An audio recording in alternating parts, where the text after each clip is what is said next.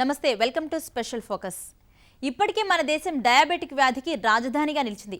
జీవితంలో తీయదనం పోయి మనిషి రక్తంలో మాత్రమే తీపి గుర్తుగా మిగిలిపోయిన ఈ చేదైన వ్యాధి ఓ సైలెంట్ కిల్లర్. ఈ వ్యాధి సకల అనారోగ్యాలకు వెల్కమ్ ట్యూన్. శరీరాన్ని మృత్యు రహదారిగా మార్చే మహమ్మారి మధుమేహం. ఈ వ్యాధి విస్తరణలో మన దేశమే ఇప్పుడు నెంబర్ 1. మన దేశంలో మన రాష్ట్రమే షుగర్లో నెంబర్ 1. ఒక్క మాటలో చెప్పాలంటే మనది షుగర్ ఆంధ్రప్రదేశ్. ఇంకా విస్తృతంగా చెప్పాలి అంటే ఇండియా, దట్ ఈజ్ భారత్. ప్రస్తుతం డయాబెటిక్ ఇండియాగా మారుతున్న తీరుపై ఇవాల్టి స్పెషల్ ఫోకస్.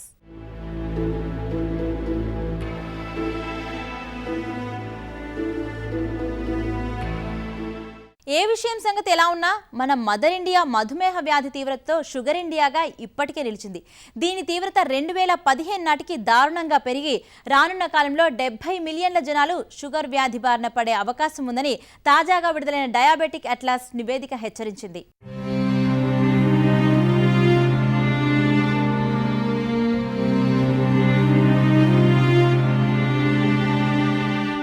మానవ నాగరికత ఎంత పురాతనమైందో మధుమేహ వ్యాధి కూడా అంతే ప్రాచీనం. మధుమేహాన్ని ముందు గుర్తించినది మన దేశ వైద్యులే. తొలి రోజుల్లో దీన్ని తేనె నీరు అనేవారు. గ్రీకు భాషలో డయాబెటిస్ అంటే తేనె అని అర్థం. ప్రాచీనులు దీన్ని కండరాల కరుగుదల అనేవారు.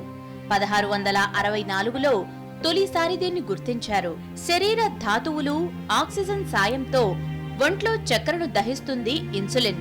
క్రోమ గ్రంథిలో ఇది ఉత్పత్తి అవుతుంది. వంటికి సరిపడే ఇన్సులిన్ సరిగ్గా ఉత్పత్తి కాకపోవడమే మధుమేహం అంటే. ఒంట్లోని చక్కెర, పిండి పదార్థాలు సరిగ్గా వినియోగించుకోకపోవడంతో అవి రక్తంలో కలిసి గ్లూకోజ్ మట్టం పెరిగిపోతుంది. ఇది అన్ని రకాల సూక్ష్మ క్రిములకు ఆహారం. ఆరోగ్యవంతుల కన్నా మధుమేహ రోగిలో 25 రెట్లు అంధత్వం వచ్చే అవకాశం, 17 రెట్లు మూత్రపిండాలు నాశనమయ్యే ప్రమాదం, 5 రెట్లు గాంగ్రీన్, 2 రెట్లు గుండెపోటు వచ్చే ఛాన్స్ ఉంటుంది. ఇదే పెద్ద ప్రమాదం. ఊబకాయం, అతిగా తాగుడు, ఏది పడితే అది, ఎప్పుడు పడితే అప్పుడు తినడం, జీవనశైలిలో విపరీత ఒత్తిడి ఇవన్నీ మధుమేహానికి ప్రధాన కారణాలు.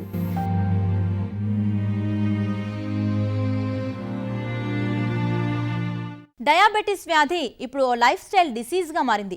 భారతీయ జీవనశైలిలో వచ్చిన మార్పులు డయాబెటిస్ వ్యాధిని విస్తరింపజేస్తున్నాయి. ఒకప్పుడు పట్టణ ప్రాంతాలకే పరిమితం అనుకున్న ఈ వ్యాధి ఇప్పుడు గ్రామాలకు సైతం పాకింది.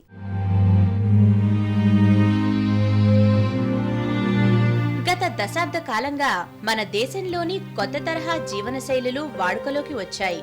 గ్రామాలు, గ్రామీణ ప్రజలు వ్యవసాయ తరహాలో సాంకేతిక మార్పులు, ఆహారపు అలవాట్లు అనూహ్యంగా మారాయి.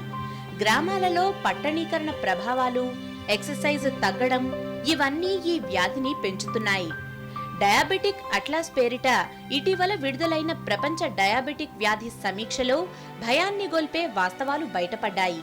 మన దేశంలో చెన్నై, కాంచీపురాలలో ఈ 6 ఏళ్లలో షుగర్ వ్యాధి 40% పెరిగింది. అక్కడి గ్రామీణ ప్రాంతాల్లో ఈ పెరుగుదల 49% పెరిగింది. డయాబెటిస్ అట్లాస్ నివేదిక ప్రకారం 2007 నాటికి ప్రపంచం మొత్తం మీద 246 మిలియన్ల ప్రజలు మధుమేహ వ్యాధిగ్రస్తులే. వీరిలో 80% మంది అభివృద్ధి చెందుతున్న దేశాల ప్రజలే. మన దేశ విషయంలో ఈ లెక్కలు చెప్పే నిజాలు భీతి కొలుపుతున్నాయి. మన దేశంలో ఇప్పటికే 40.9 మిలియన్ ప్రజలు మధుమేహంతో బాధపడుతున్నారు. 2015 నాటికి ఇండియాలో వీరి సంఖ్య 69.9%. మన తరువాతి స్థానం చైనాదే. అక్కడ ప్రతి 100 మందిలో 39.8% మధుమేహంతో బాధపడుతున్నారు. 2015 నాటికి 59.3%, అమెరికాలో 32%, 25.4%, రష్యాలో 9.6%, 10.3%, జర్మనీలో 7.1%, 8.1%, పాకిస్తాన్లో 6.9%, 11.5% పెరిగే అవకాశం ఉన్నట్టు డయాబెటిక్ అట్లాస్ నివేదిక పేర్కొంది. మన దేశంలోని ఢిల్లీ, మహారాష్ట్ర, తమిళనాడు, కర్ణాటక, ఆంధ్రప్రదేశ్, వెస్ట్ బెంగాల్ ప్రాంతాలలో మధుమేహం విస్తారంగా ఉంది. మధుమేహ నివారణ కోసం ఇవాళ మన దేశంలో వాడుతున్న మందుల విలువ అక్షరాల 42,000 కోట్ల రూపాయలు. ఈ వ్యాధిపై జరుగుతున్న బిజినెస్ ఎయిడ్స్ నివారణపై కూడా జరగడం లేదు. 1943లో తొలిసారిగా షుగర్ను నియంత్రించే మందును కనుగొన్నారు.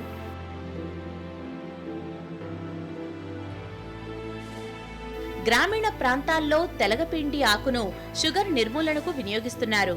దీని కషాయం రక్తంలో గ్లూకోజ్ను తగ్గిస్తుంది. ఇంకా నేరేడు పండు, కాకరకాయ వాడకం వల్ల కూడా షుగర్ తీవ్రత తగ్గించుకోవచ్చు. మధుమేహ రోగులు ప్రతిరోజు భోజనం చేసే ముందు 1 టీ స్పూను మెంతులు పెరుగులో నానబెట్టుకుని తినడం వల్ల రక్తంలోని గ్లూకోజ్ విలువలు తగ్గుతాయని అనుభవజ్ఞులు చెబుతున్నారు. సర్వరోగ మలవశాహ అంటుంది ఆయుర్వేదం. సకల రోగాలకు కారణం శరీరంలోని మాలిన్యం చేరడమే కారణం. బాహ్య మాలిన్యాలు స్నానంతో పోతాయి. లోపటి మాలిన్యాలు యోగాసనాలతో పోగొట్టుకునే అద్భుత విధానం మనదైన ఆయుర్వేదంలో ఏనాడో చెప్పింది. ఆసనాల ద్వారా కొన్ని శరీర భాగాలను యాక్టివేట్ చేసి రోగాలు నిర్మూలించవచ్చు. మధుమేహ ప్రారంభ దశలో ప్రాణాయామాన్ని సూచిస్తోంది ఆయుర్వేద శాస్త్రం. ప్రాణాయామంతో ఆరంభించి అంతర కుంభకం, బాహ్య కుంభకం, రేచకం అనే పద్ధతుల్లో ప్రాణాయామాన్ని 4 విధాలుగా చేస్తారు. రెండో దశలో మధుమేహం రోగులు ప్రతిరోజు ఉదయం సాయంత్రం 20 నిమిషాలు ప్రాణాయామం చేయటాన్ని సూచిస్తున్నారు యోగా నిపుణులు. వీటి ద్వారా మధుమేహ తీవ్రత తగ్గించవచ్చు. ఇంకా ఈ దిశగా వస్త్రధంటి, వామధంటి వారానికి 1-2 సార్లు చేయొచ్చని నిపుణుల సూచన. 3 నెలలకోసారి శంఖ ప్రక్షాళన చేయాల్సి ఉంటుంది. అనుభవజ్ఞులైన గురువుల వద్ద వీటిని ప్రాక్టీస్ చేస్తూ ఎందరో మధుమేహ తీవ్రత తగ్గించుకుంటున్నారు. నిజానికి ఈ చిట్కాలు మధుమేహ నిర్మూలన కన్నా నియంత్రణకే ఎక్కువ పనికి వస్తాయి. మధుమేహం శాశ్వత రోగం. అది ఓసారి రావటమే తప్ప పోవడం ఉండదు. కాకపోతే దీని తీవ్రత అదుపు చేసుకోవచ్చు. ఇంకా పత్తి గింజల కషాయం కూడా షుగర్ నియంత్రణకు మంచిదే.